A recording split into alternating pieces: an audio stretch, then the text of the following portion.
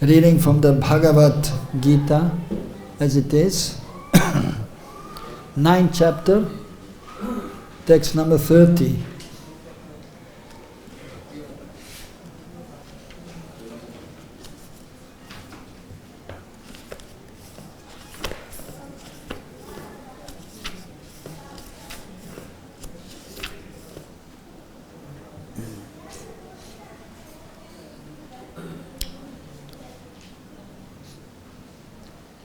Api chet suduracharo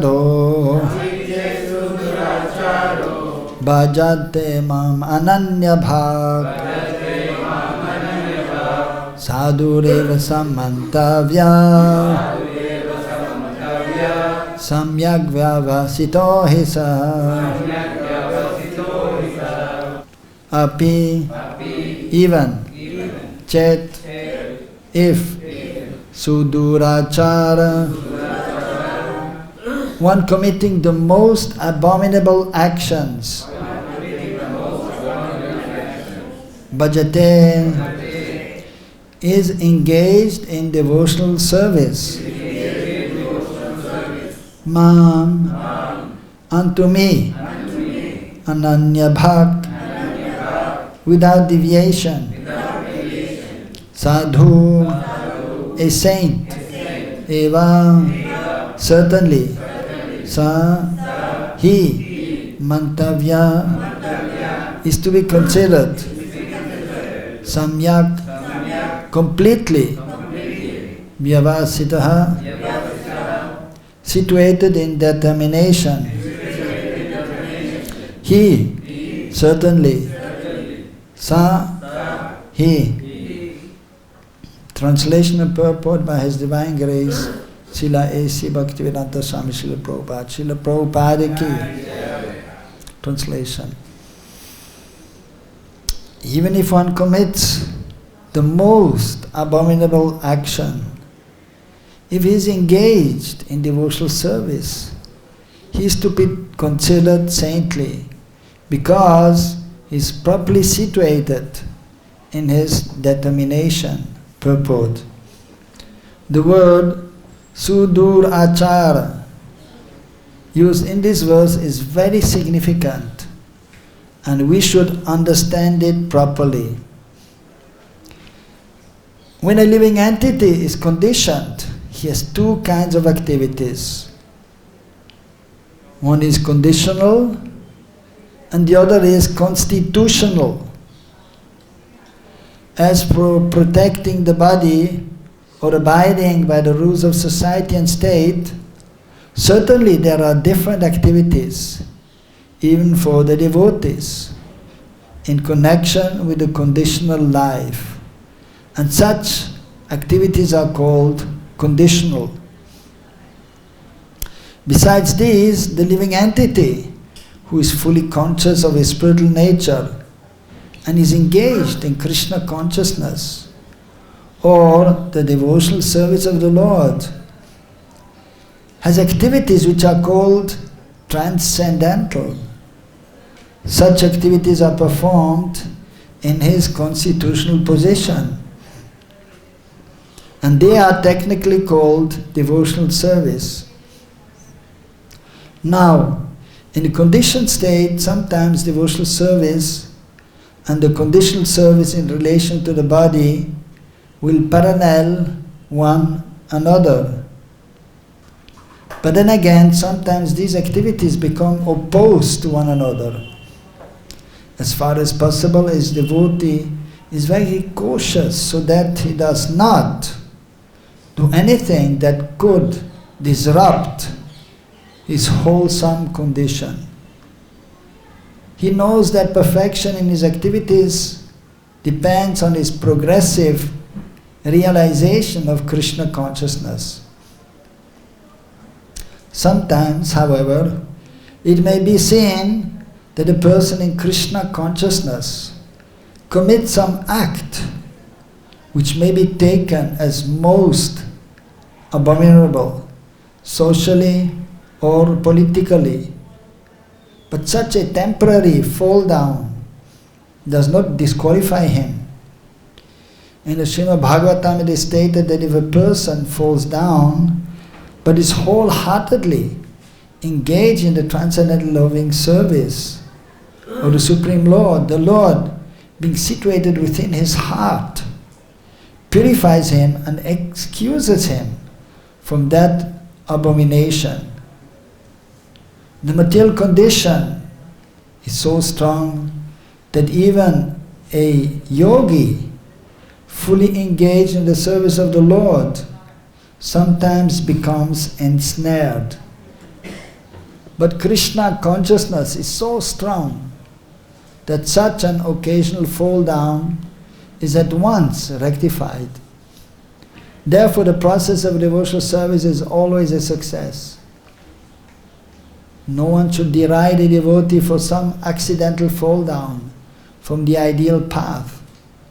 For, as explained in the next verse, such occasional fall downs will be stopped in due course as soon as a devotee is completely situated in Krishna consciousness.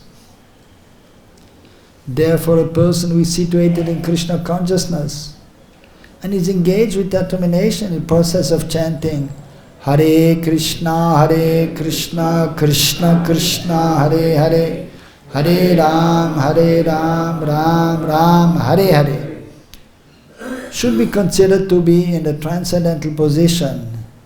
Even by chance or accident he is found to have fallen. The words Sadhur Eva, he is saintly, are very emphatic. They are a warning to the non-devotees that because of an accidental fall down, a devotee shall not be derided. He should still be considered saintly even if he has accidentally fallen down. And the word mantavya is still more emphatic. If one does not follow this rule and derides a devotee for his accidental fall down, then one is disobeying the order of the Supreme Lord. The only qualification of a devotee is to be unflinchingly and exclusively engaged in devotional service. In the Nrsimha Purana the following statement is given. Bhagavad-Gita haravananya cheta brisha marinopi virajate manusya nahi shasha kalusha chabi kadachit timira parabhavatam upaiti chandra. The meaning is that even if one fully engaged in devotional service of the Lord is sometimes found engaged in abominable activities, these activities should be considered to be like the spots that resemble the mark of a rabbit on the moon. Such spots do not become an impediment to the diffusion of moonlight. Similarly, the accidental fall down of a devotee from the path of saintly character does not make him abominable. On the other hand, one should not misunderstand that a devotee in transcendental devotional service can act in all kinds of abominable ways. This verse only refers to an accident due to the strong power of material connections. Devotional service is more or less a declaration of war against the illusory energy. As long as one is not strong enough to fight the illusory energy, there may be accidental fall down. But when one is strong enough, he is no longer subjected to such fall downs, as previously explained. No one should take advantage of this verse and commit nonsense and think that he is still a devotee. If he does not improve in his character by devotional service, then it is to be understood that he is not a high devotee. Mama jnana timidandasya jnanam janasalakaya chakshuran militam yanam tasmai Sri Gurave Namaha.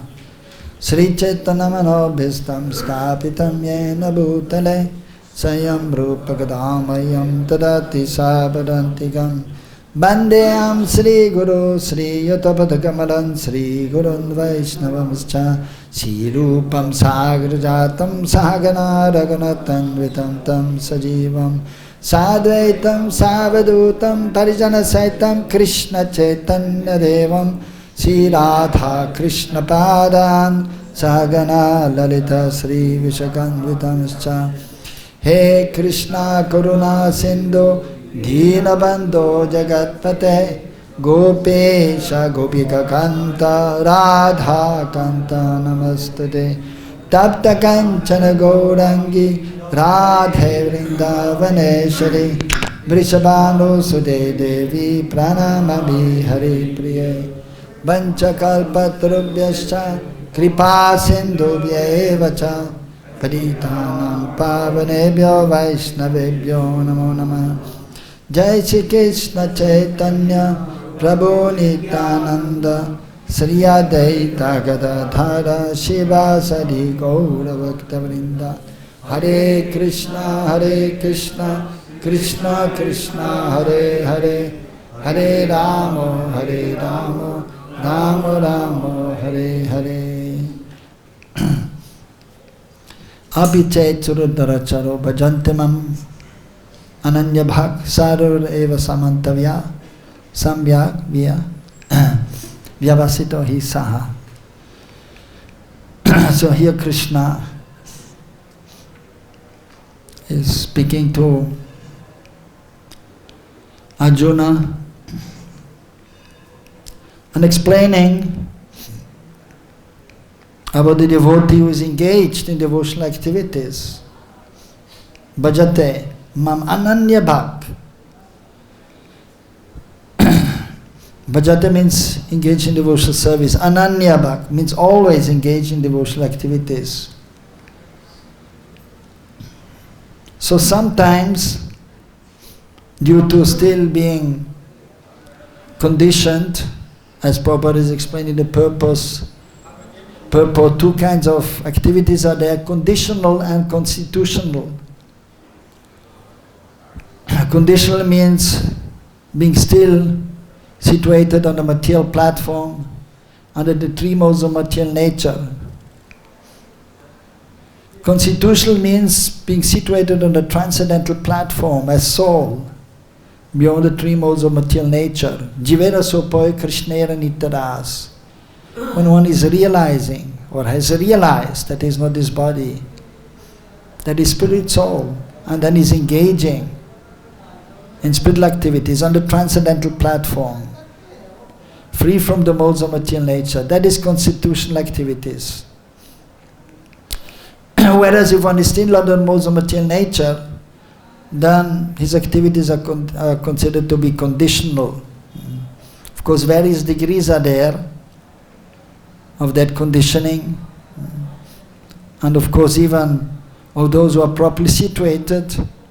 So some are completely free, but some are still sometimes under the modes of material nature.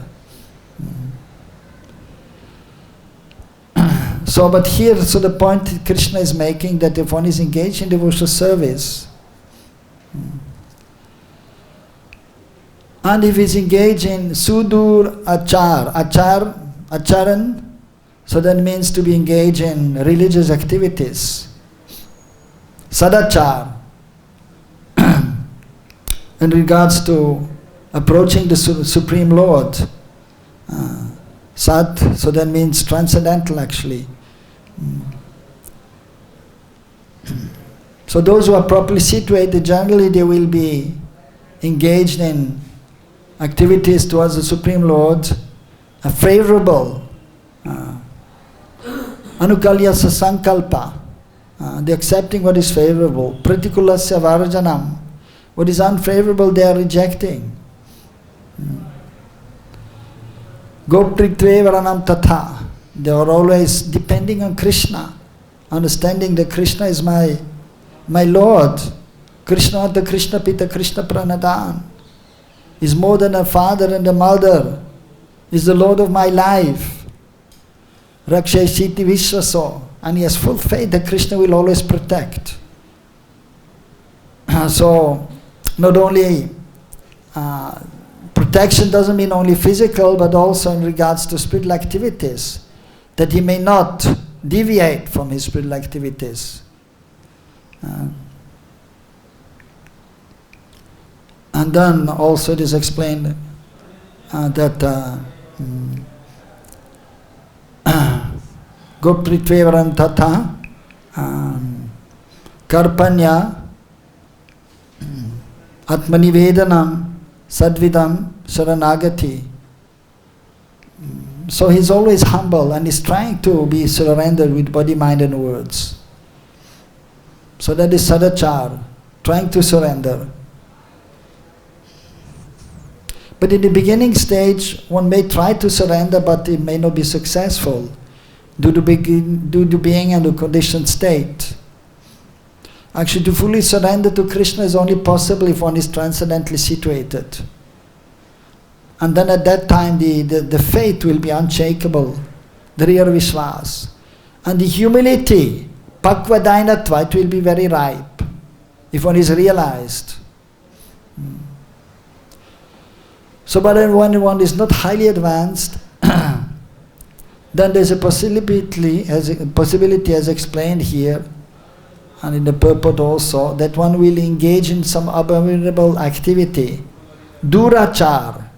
Achar means, sadachar means proper behavior, durachar means improper behavior. And sudurachar means very improper behavior. So different kinds of improper behavior is there. For example, of course one has to follow the religious principles mentioned in the scriptures given by the spiritual master. And deviating from that is durachar. For example, we have 4 regulative principles: no smoking, no drinking, no illicit sex, no gambling, no meat eating. So these are considered actually sinful activities. This is durachar. But even there, they are not all the same. For example, sometimes even we can see, here in Braj, you can see the devotees are chanting and engaging in devotional activities. And then sometimes you can see even some sadhus, so they have devotional clothes, they may even have a beer bag. But then they may be sometimes seeing smoking a bidi, kind of cigarette. So this is not proper, this is durachar.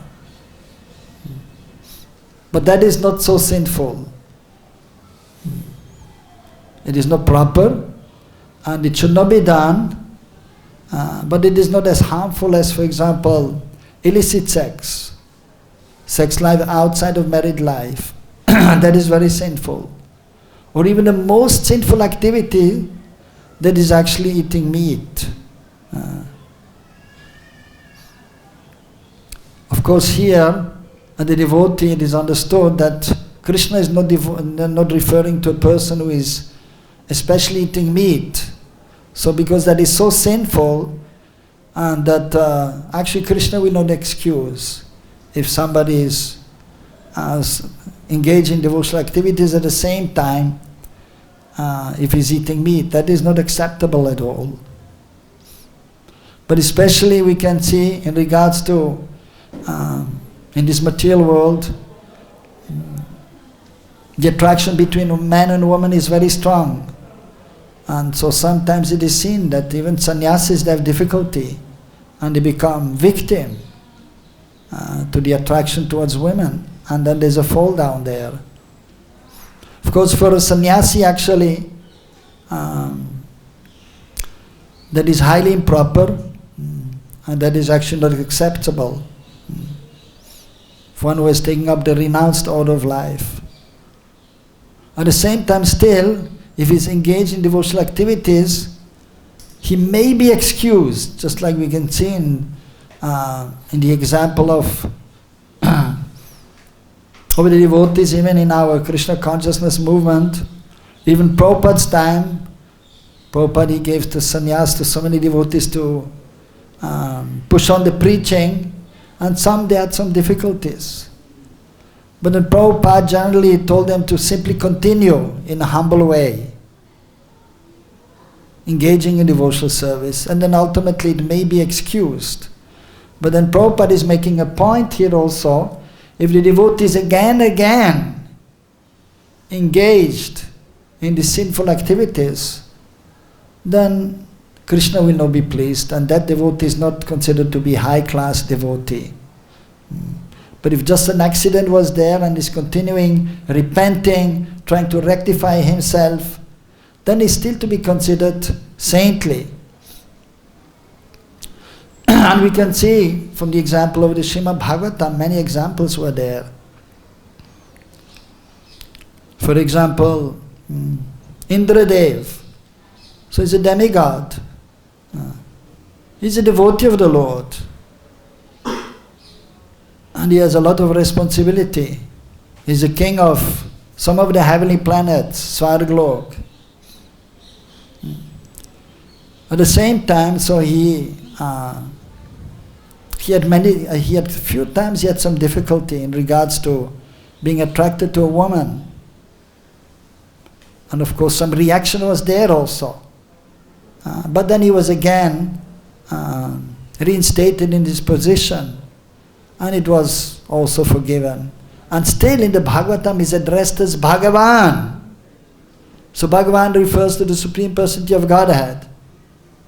It refers also those who are carrying the Supreme Lord in their heart, the devotees, who are constantly engaged in devotional service. They are also addressed as Bhagavan. So that may be excused if it is accidental. But if again and again it is happening, then that devotee is not to be considered high class. Even one of the other demigods, Bhrigu Muni, had some difficulty in this regards also. So the spiritual master of the demigods, but still he had some difficulty in regards to being attracted to women improperly. But then also he was excused because he's always engaged in spiritual activities. So therefore, someone has to be very careful in this material world, and one has to be in the association of the devotees who are highly advanced, and then one may be protected. And then also one has to call out to Guru, Gauranga and Krishna, please help me, please help me. Because the modes of material nature are very strong. Even if one is highly advanced, still there's a possibility of fall down. Even another example is there of Bharat Maharaj in the Srimad Bhagavatam. He was on the platform of Bhav, that is very high platform, almost liberated platform. And on that platform the devotees engage in transcendental loving service, in loving exchange with the Supreme Lord. But even on that platform, although very rare, there is a possibility of a fall down. At one point he saw that there was as he was doing his bhajan, and as we know, he had left his kingdom. He was the emperor actually. And he left his wife, his family, everything behind in order to attain perfection. Because if one is at home and as the emperor, so many duties are there, so many difficulties are there, it may be difficult to be focused. But still he was trying his best to be a good devotee. But then he thought at one point, I should give this up. And I should simply be devoted to the Supreme Lord. Vanaprast, going to the forest. And being completely engaged in spiritual activities. Leaving everything behind. His wife, his servants, everything. Opulent dress, jewelry, he had nothing with himself practically. But then by the will of Providence he saw that one deer was there drinking water from the nearby river, and he was just nearby also. And the deer was pregnant. And then one lion came there. And of course the lion is the enemy of the deer, and that is an easy prey, that is a prey for the lion. So she became very scared and jumped into the river, the deer. And then she had then she delivered the baby in the water. And she was swept away actually by the strong current. And so then Bharat Maharaj saw the small baby deer and took that small deer to his ashram and then fondled him and took care of him. But then he became distracted from his spiritual practices. And instead of always thinking of the Lord, he was thinking a lot of time about the small deer. And then at the time of death, instead of thinking of the Supreme Lord, he was thinking of the small deer. And as a result, he became a deer. But because of his previous devotional activities, even though in the deer body, he could remember his previous activities, and therefore he took shelter in the holy place he took shelter of sadhus and was staying near them, getting prasadam and hearing the silent vibration when they're talking about the Lord. And then in the next life again, he got the human form as a son of a Brahmana, Jar Bharat. And so then he thought it wise to try to always engage in spiritual activities and have no connection with ordinary people. So therefore he acted just like he were a dumb person, dull person, foolish person, although he was highly advanced. And then, as we know, he attained perfection. So the Supreme Lord is protecting his devotees, ultimately. But if one is doing something wrong, usually some reaction will be there. But quickly, as explained in the next verse and in the Srimad Bhagavatam, one becomes righteous and one becomes fully engaged in devotional activities. And therefore, the devotees, they always have to be respected. Of course, the spiritual master, the parents, they have to correct their dependents. The spiritual master has to correct the disciple, chastise him, encourage him, and the parents also. But otherwise, one should be very respectful and not deride a devotee who has done something wrong. That is between him and then Krishna ultimately. Krishna will correct him. Krishna will protect him. So unless one is in a position of authority, then he should be very careful in regards to judging others or correcting others. But rather he should take care of himself and try to be properly situated, and then he should try to respect everyone.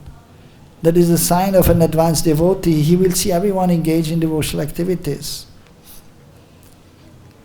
And the devotees are supposed to be just like bee-like. The bee is going to the different flowers and taking the pollen from the flower, and then is making ghee. Is making the honey, or the honey is produced. Whereas the fly is going to dirty places. If there is some cut here, some blood is coming, then the flies will go there. So we should be bee-like, see only the good qualities in the devotees, not fly-like. So Krishna is mentioning here to Arjuna, and Prabhupada is emphatically making this point, that Krishna is emphatically saying that even if one is doing something very wrong, he is still to be considered a sadhu. And then, yes, because samyak is completely, samyak means completely, vyavasitaha, so properly situated in devotional activities, in determination, and therefore he has to be respected.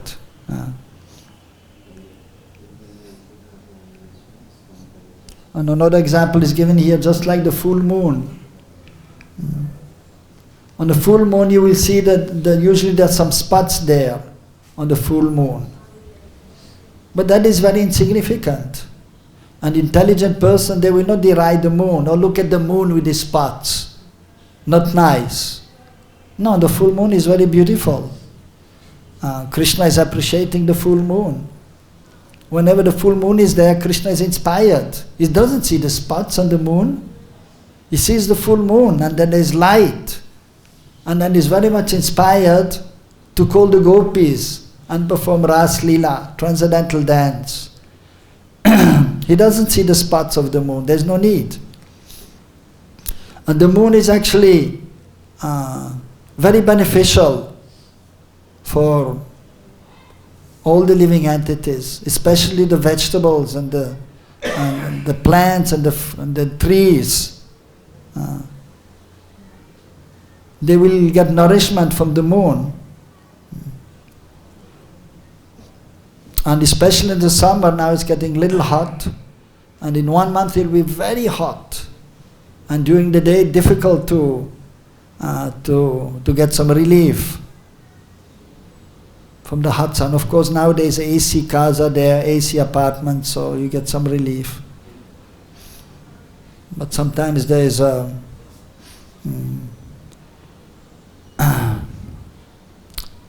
from the government, sometimes there's some problem from the electrical supply, and then everyone is struggling. No electricity, we cannot turn on the AC. And even night time, if you go out, it is warm, it is almost hot in the summer. But when the full moon night is there, then it is very cool and pleasant, and one can tolerate the situation of the summer. And then the devotees, taking opportunity of that, on Purnima Tithi, full moon, day and night, they will do parikrama in the evening or night time even, or early morning, because it is cool, it is pleasant. They will do parikrama of Vrindavan or Govardhan. So the intelligent person, he will always think favorably of the moon. But those who are less intelligent, they will deride the moon. Look at the moon, this spots, not nice. So devotee has to be always very positive, very respectful, see the good qualities in others. That is a devotee. Not seeing the fault in others, unless he's an authority, and then he has to correct. And he has to actually see also that those who are dependent on him, that they are following properly according to the scriptures. But still, at the same time, they are very loving. And even if the son or the disciple is doing something wrong, he will also chastise. But then also with love, he will encourage to continue, to engage in spiritual activities. So we can see that also with Prabhupada, he was so merciful to his disciples, even if they did something wrong, but still encouraged them to continue. Unless they were very offensive, then also he told them to get lost. But otherwise very merciful and excusing the mistakes, but still chastising, because the disciple, if he's doing something wrong, he has to be chastised, so he can learn, so he will not do the mistake again. That is required, and the children also, they should not be pampered. Only beginning from 1 to 5, when the children are growing, so they may be pampered a little bit, but from 5 to 15, the father, the mother, they have to be strong and tell him what to do and what not to do. But after 15 again, they have to make friends with the child and correct in a very loving way as friends. You should not do like this, you should do like that. Otherwise they may revolt. So Krishna is the Supreme Father, the Supreme Mother, ultimately. And so he's very, very merciful. And he will always try to help the devotee, even if he does some mistake. But as explained here also towards the end, Prabhupada is saying we should not take advantage. Oh yes, Krishna will forgive me for doing this wrong or that wrong. So no big problem. I can do it again and again. So but then it becomes an offense, aparad, as explained in the 10 offenses towards the holy names. If one is chanting the holy names but then committing sinful activities, and then thinking that by chanting everything will be nullified. So that is offensive actually. And then he will not be able to progress in spiritual life. So, therefore we have to guard against any offenses towards the holy names, towards the Lord, towards the Dham, towards the Vaishnavas, towards any jiva. Now we should try to avoid offending anyone. And even it is mentioned that every day, at night time before taking rest, we should beg forgiveness from the Lord. If I committed only offense, please kindly forgive me for that. But sometimes it happens. Even there's one verse, aparada sashani kriyanta nishamaya dasamam itimam matvaksamasurnaha. And the pujaris have to chant after doing the seva. Thousands of offenses are committed by me day and night. But thinking of myself as your servant, kindly forgive me for this. So in conditioned life, so offenses are committed, unknowingly usually. But then we have to beg forgiveness from the Lord and try to avoid by any means any of these kind of offenses. Otherwise one will not progress rapidly. Otherwise the progress will be very slow.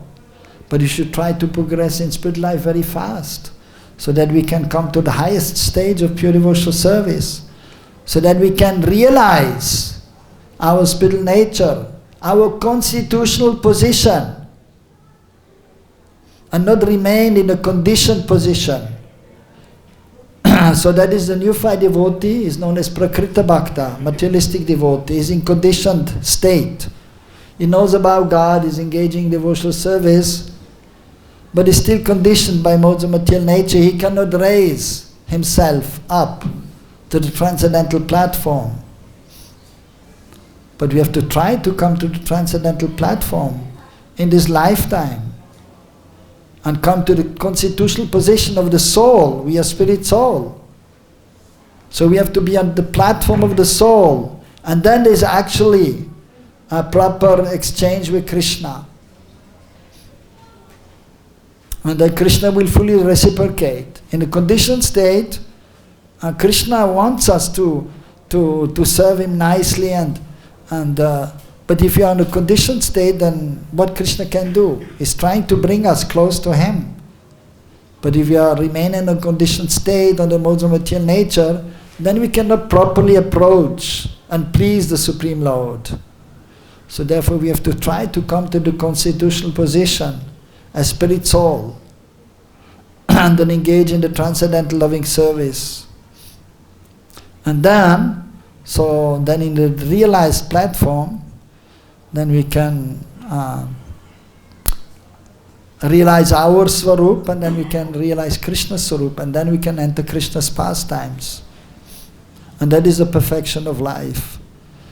So we have to try our best to come to the highest stage. But if there is some difficulty, but if we are sincerely continuing, and then Krishna will forgive the accidental fall down. And then as explained in Bhagavatam, in the next verse, then quickly he becomes righteous, the devotee. And he will be fully protected by Krishna from any further fall down, from any more difficulty. So despite all difficulties which may be there in the conditioned state, we should continue, and hope against hope we should continue. Sometimes it seems to be almost impossible to become liberated, free from the modes of material nature, free from lust, anger, greed, illusion, madness, envy. But we have to continue day by day, year by year, and pray for the mercy of the Lord. And one day we'll be liberated. It is just a matter of time. So we have to remain enthusiastic, utsaha, nishchedariyat, and we have to have the firm determination, as explained here, vyavasita. So situated in determination, eka kurunandana, I have to attain the goal. And then we have to be patient, daryat. We have to be patient with ourselves if one is not able to always be on the transcendental plane. And then we have to be patient with others also. And understand that it is not easy for anyone to come to the constitutional position and engage in Sarup Siddha Bhakti, in the constitutional position of devotional service. So that is rarely achieved. But we should try our best to be properly situated by always chanting the Maha Mantra, Hare Krishna, Krishna Krishna, Hare Hare, Hare Ram, Ram Ram, Hare Hare. And one should engage in the service of the deities in the temple, taking darshan of the Lord, offering obeisances to the Lord. And then daily we have to hear about Krishna's wonderful activities, about Mahaprabhu's wonderful activities and pastimes. And then by hearing sufficiently, Krishna will be established in the heart. And then while chanting, while serving, we can remember him. If there is no sufficient hearing about Krishna, about Mahaprabhu, then it will be difficult to remember him, to have the proper consciousness. So therefore, and of course we have to be in the association of those who are more advanced. Sadhu, the sadhus, the saintly persons who are more advanced. Then it is easier to be properly situated. And we should serve them. We should inquire from them how to advance more. And then we can get their mercy, and then we can be strong also. And then we may attain perfection. So it is a gradual process, and so we simply have to continue despite all difficulties, and then by Krishna's mercy we may attain success at the end. Any question?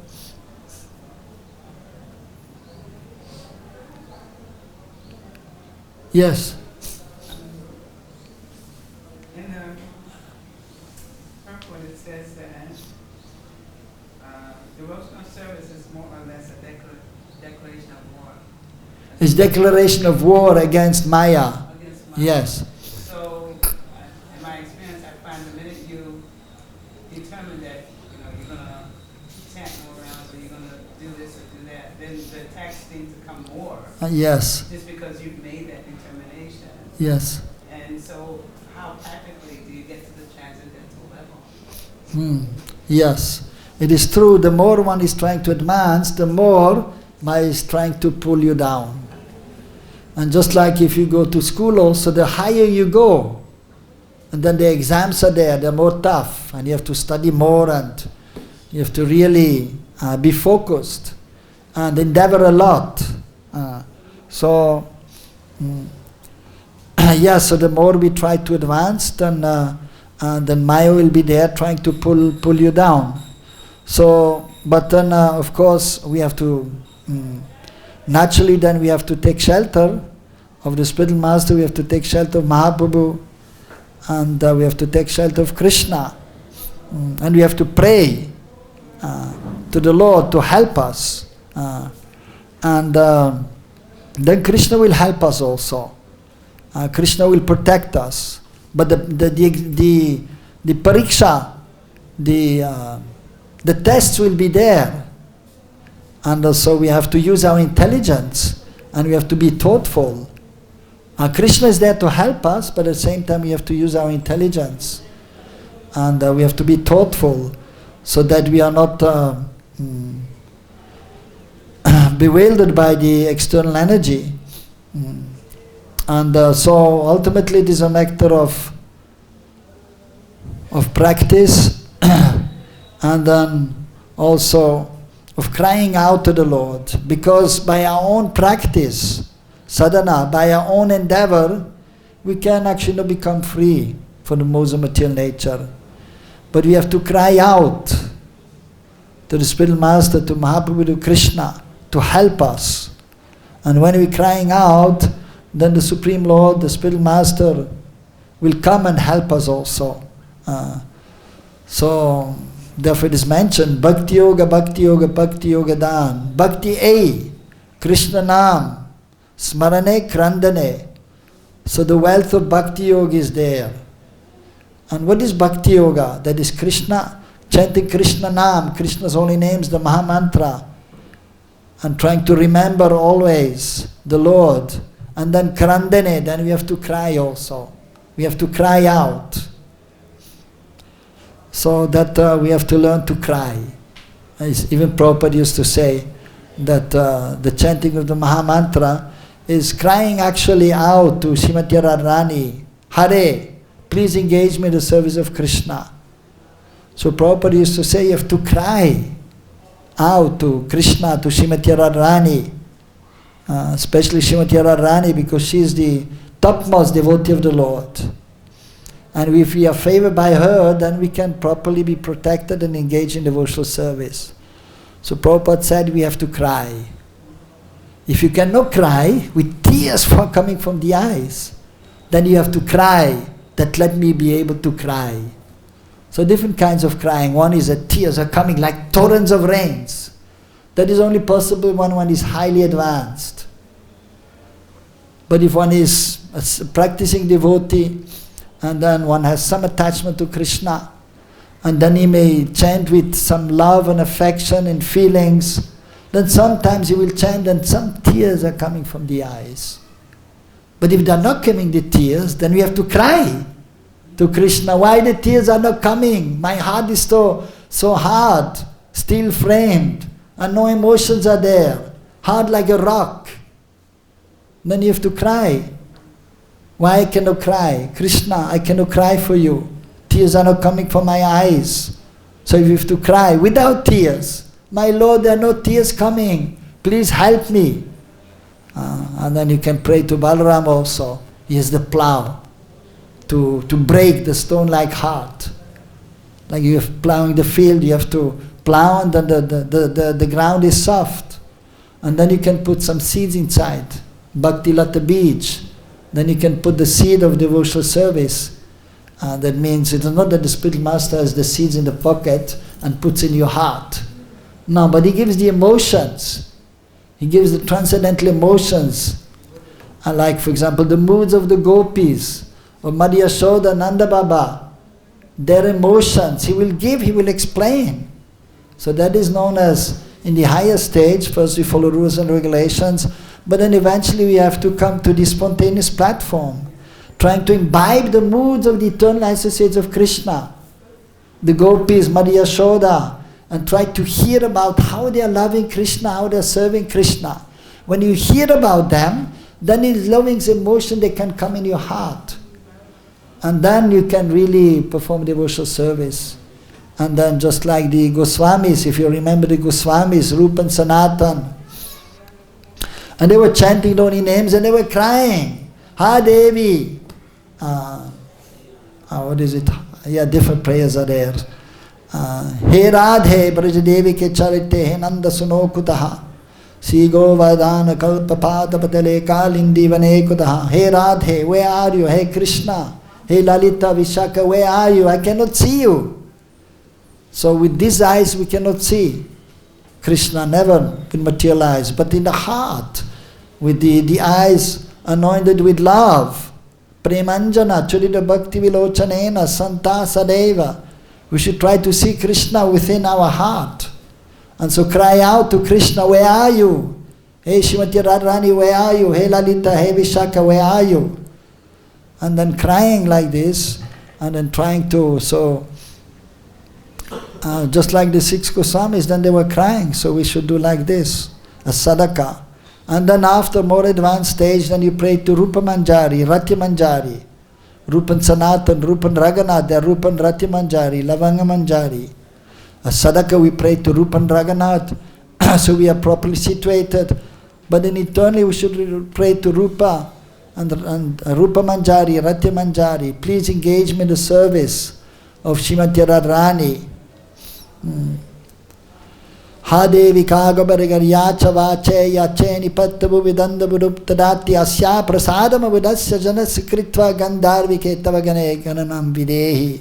Rupa Goswami is praying in one Ashtakam to Srimati Radharani. Ha Devi Kagabarigariyacha Vache, I am imploring to, I am begging to you, I am crying out to you. Please accept me in the circle of your manjaris, of your gopis, and let me serve you.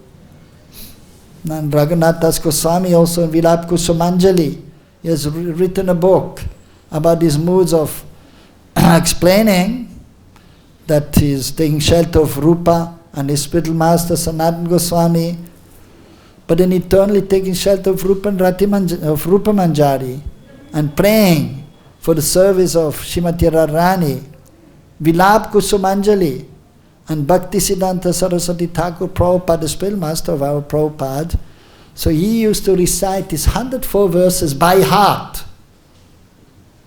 So then praying there also, Sri Rupa Manjari Kajachita Padda Padme Gostendra Sunu Bujapitaya Hamodata Kanaka Gauri Padaravinda Samvahami Sanaka Stavakim Karishe.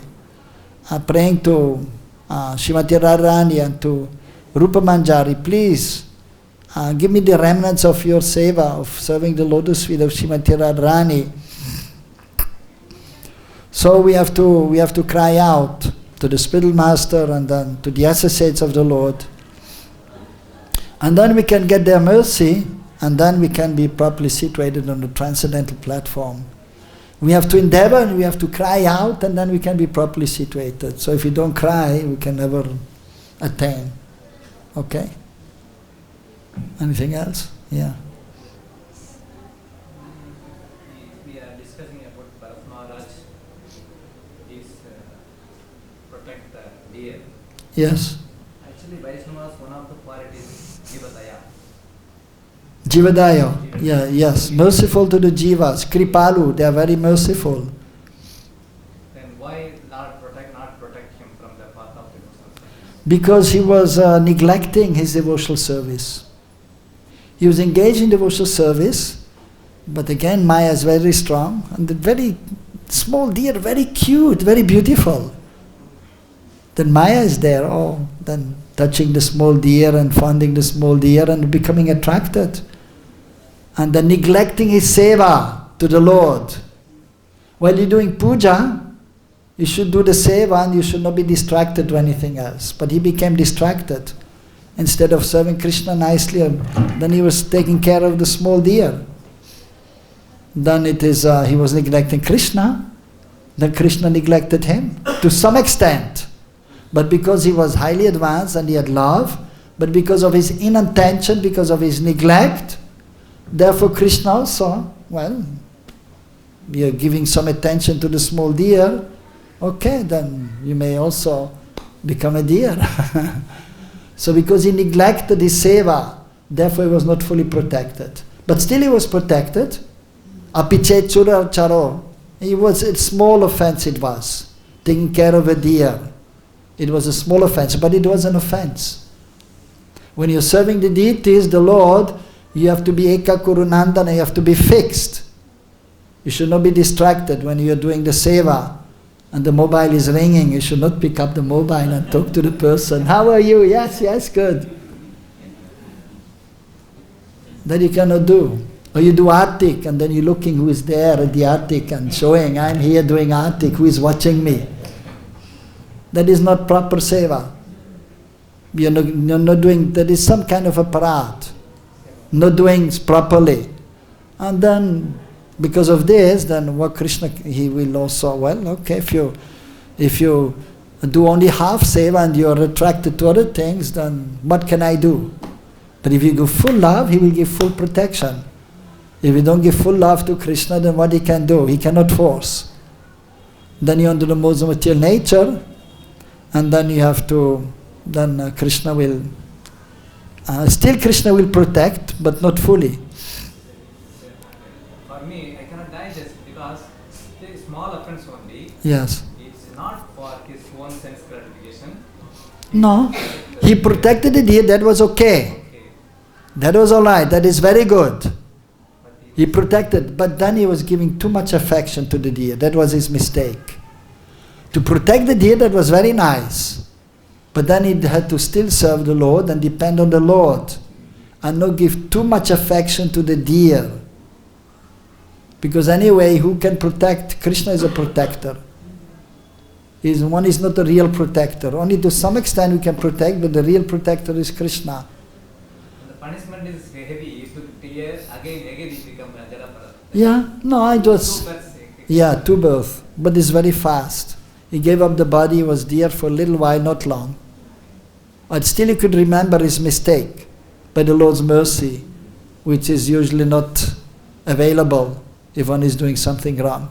But because he was highly advanced, he could remember his previous activities, his mistakes, so he took shelter of sadhus. And then next life he became Jaramarat, and he could still remember previous life also. And he didn't want to be distracted. And he was focused completely. And then he got the complete mercy. So sometimes, like for example the father or the spiritual master is chastising the child. The child is doing something wrong. The child, for example, is stealing and the father is hearing. He will chastise the child, maybe even slap him. Of course now you have to be careful because CPO is there, Child Protection Office. So you have to be careful, but I mean little slap is okay. But of course you have to be careful. And so that the father has to chastise the child and be strong. But it doesn't mean he doesn't love him. The father has love, but it is for the betterment, because if he's not doing, he will not correct, he will not be corrected. He will do the same nonsense again. So sometimes the parents, they have to be strong, the spiritual master has to be strong. And Krishna also sometimes he has to be strong, otherwise the jiva is not learning. So sometimes punishment is required, otherwise there is no rectification. What to do? So, and even in normal life you can see, sometimes somebody is doing something wrong and then there may be a warning, don't do this again, otherwise you will get punished. Or maybe the parents will say, the mother will say, otherwise I put you in the bathroom as punishment. I'll lock you in the bathroom. Something, whatever. And then if the child is not listening, then he will have to take the consequences. That's all. So, but it doesn't mean that the parents are harsh. Because the child is not listening, so they have to punish, they have to do something for the good of the child. So we'll understand that this is not good. And eventually it will be beneficial for the child. So similarly the Lord is sometimes also chastising, and that is always, whatever he does, the Supreme Lord, that is good. Even the pure devotee, what they are doing, whatever they are doing, punishment giving, that is good. That is for the benefit. Like Narada Muni, he cursed Nalukavera and Manigriva to become trees. But he became trees in the courtyard of Nanda Baba. And then Krishna was there and they took darshan of Krishna and he liberated them. So like this, a punishment then is usually for the good of those being punished. If the Lord is giving punishment, or if the devotees are giving punishment, that is for the benefit. Even in the material world, actually it is mentioned, according to Dharma Shastra, for example, if somebody is stealing again and again and is caught, they will cut the hand. Then he cannot steal anymore, right? And others will also see, well, if I steal, they will also cut my hand. Then they will think twice before stealing. And usually they will not do. If they do and they are caught, then their hand is cut also. And then the third person is saying, well, number one, number two, the hand is cut, so I better don't do that. So sometimes it has to be done. And if somebody is killing somebody, that person should be killed. If one is killing somebody. So, of course, sometimes they are doubting, now we should not do this kind of punishment. Somehow somebody is doing, but they didn't know what they are doing. But of course we have to always, the judge is there and he has to judge, and even previously according to Dharma Shastra, then they were examining why did he kill, what was the reason. For example, if somebody is attacking you in your house and wants to steal your things and wants to steal your wife, then you can protect yourself, even you can kill the person and you will not be punished. But if somebody is innocent, if somebody is killing somebody innocent, like it happens so many times, they're raping some girl and then killing the girl, very sinful, and that person should be killed. It is for the benefit of the person also, and it is a warning for others. If you do like this, you will be killed, and then the other person will think twice. But if it is not done, then others will think, well, I can do that also, and I can get away. But that is very sinful. So therefore you have to, sometimes some strong punishment has to be given. So even in the material world, even according to Dharma Shastra, the moral codes of the Shastra, it is mentioned, if somebody is killing somebody, that person should be killed. That's all. So, okay. Thank you for such a nice explanation. So one thing I just want to know, that the accidental fall down in abdominal activities. Yes. I mean, say, as Bharat Maharaj stories just narrated. Yes. Any other example can you put, and how long that latitude can be given to the person? Right. That relaxation, how long that can be extended? Well, as always you have to see time, place and circumstances. Time, place and circumstances. So it depends always, and of course the Supreme Lord usually is the best judge. And also his agents, they are the best judges in determining what to do and what not to do. For example, there was one other devotee, Bilva Mangal Thakur.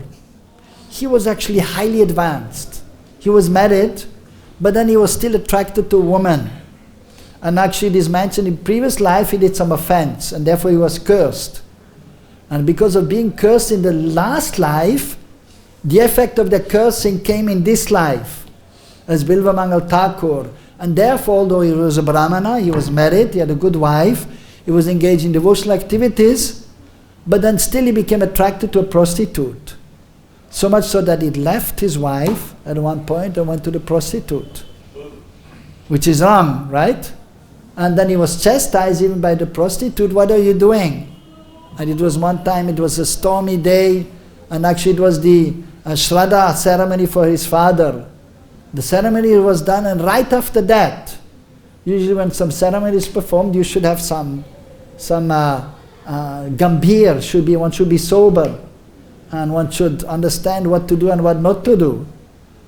And because at this time usually then some puja is performed, and one should be sober. But even though, so the ceremony was done, but then he was so much bewildered, then he left the place where the ceremony was performed, and then it started raining. He crossed the river and he went to the prostitute, and she told him, in this weather you're coming here and with great endeavor to see me, rather with this endeavor you should go and approach the Supreme Lord.